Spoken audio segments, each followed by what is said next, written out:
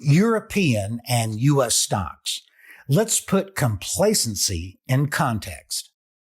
Back in February 2020, stock market investors in the Eurozone were as comfortable as the proverbial bug in a rug. The Euro Stoxx 50 had been steadily rising for several months, and many observers were anticipating more of the same. However, this complacency, or lack of fear toward stocks, can be a financially dangerous mindset. Our July global market perspective compares current complacency with what was on display back then. Here's a chart and commentary.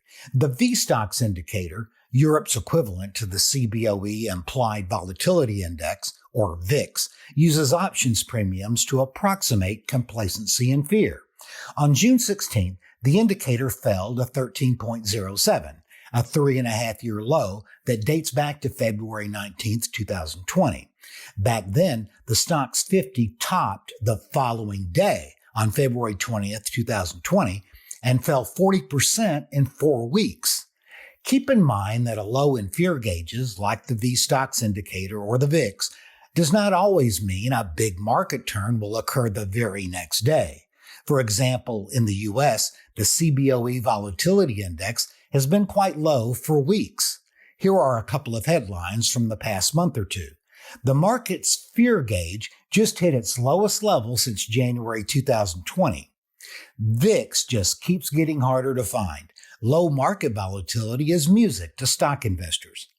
Even though these headlines were published in June, the Dow Industrials registered its 10th consecutive positive close on July 21st, the longest winning streak since 2017. As I write, the index is trading higher again on July 24th. In other words, complacency can persist for a while before fear rears its head again. So global investors may want to combine the message of fear gauges with the Elliott Wave patterns of major stock indexes, whether in Europe, the U.S., or elsewhere.